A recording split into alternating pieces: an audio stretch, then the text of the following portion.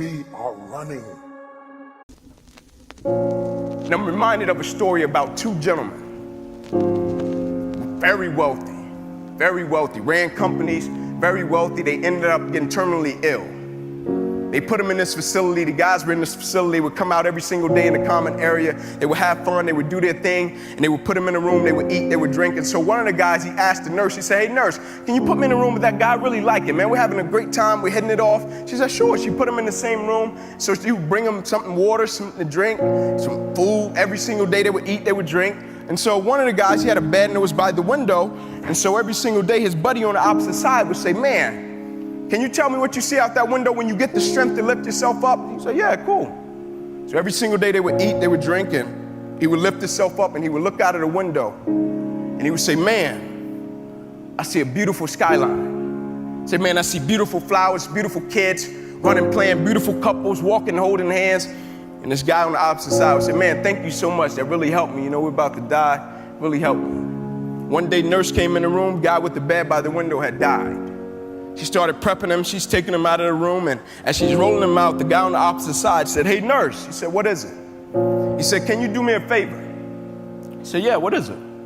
He said, "Whenever you put that guy wherever you got to put him, can you come back and can you please roll my bed by the window? I want the opportunity to lift up, look out of that window and see what he used to tell me about that really helped me in my situation." She said, "Sure."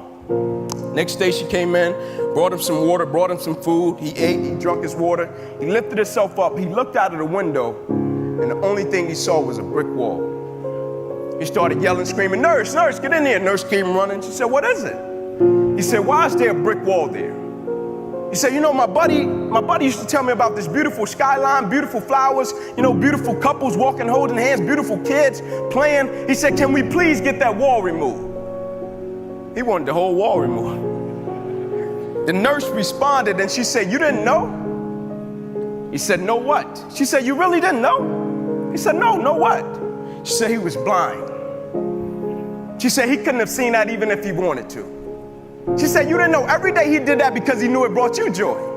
Every day he did that because he knew it brought you peace. Every day he did that because he knew it helped you with your situation. Every day he was about to die himself, but here you had a blind guy that lifted himself up, looked out of a window and painted a picture that he couldn't even see simply because he knew it served as a blessing to his counterparts. And so as I leave you today, I have to pose the question, why do you really do what you do and where is it taking you? Like, what's the GPS that's on the end of our decisions and our choices? Like, where is it really taking us?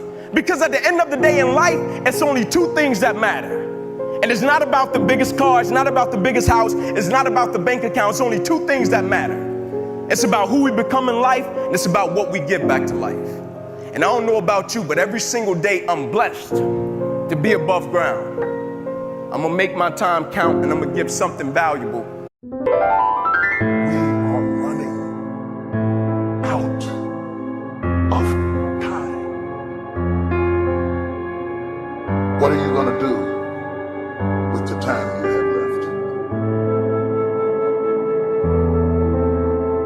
I say that if you don't reposition yourself, you could miss the best time in your life, in this season of life.